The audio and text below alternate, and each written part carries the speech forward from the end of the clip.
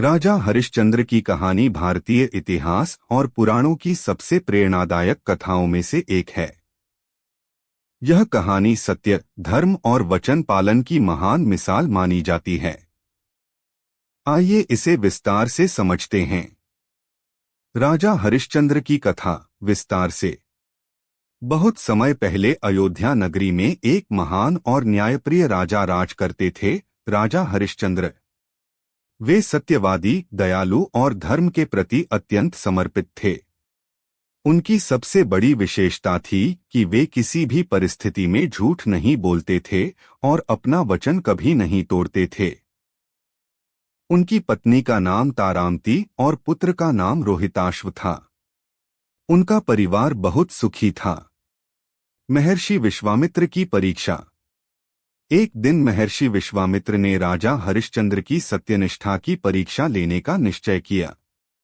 उन्होंने स्वप्न में आकर राजा से दान में उनका पूरा राज्य मांग लिया। सुबह जब राजा जागे तो उन्होंने अपने स्वप्न को भी सत्य मानकर अपना सारा राज्य महर्षि को दे दिया।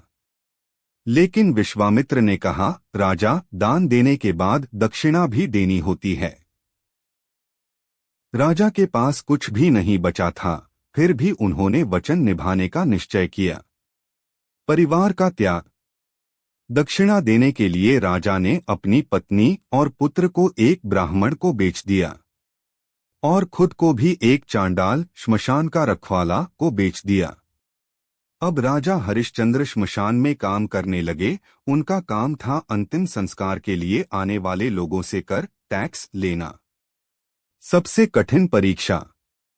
एक दिन उनकी पत्नी तारामती अपने मृत पुत्र रोहिताश्व के शरीर को लेकर श्मशान पहुंची।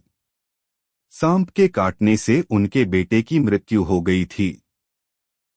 तारामती बहुत दुखी थीं, लेकिन उनके पास अंतिम संस्कार के लिए कर देने के पैसे नहीं थे। राजा हरिश्चंद्र ने अपने कर्तव्य और सत्य के नियम का पालन करते हुए कहा, जब तक कर नहीं दोगी, मैं अंतिम संस्कार नहीं होने दूंगा। तारामती ने कहा, मेरे पास कुछ नहीं है, मैं अपनी साड़ी का आधा हिस्सा दे सकती हूँ। राजा का हृदय टूट रहा था, लेकिन उन्होंने अपने धर्म और नियम को नहीं छोड़ा। सत्य की जीत। तभी महर्षि विश्वामित्र और देवता प्रकट हुए। यह सब एक परीक्षा थी। उन्होंने कहा, राजा हरिश्चंद्र, आपने सत्य और धर्म का पालन हर परिस्थिति में किया है। आप इस परीक्षा में सफल हुए हैं। इसके बाद उनके पुत्र को जीवन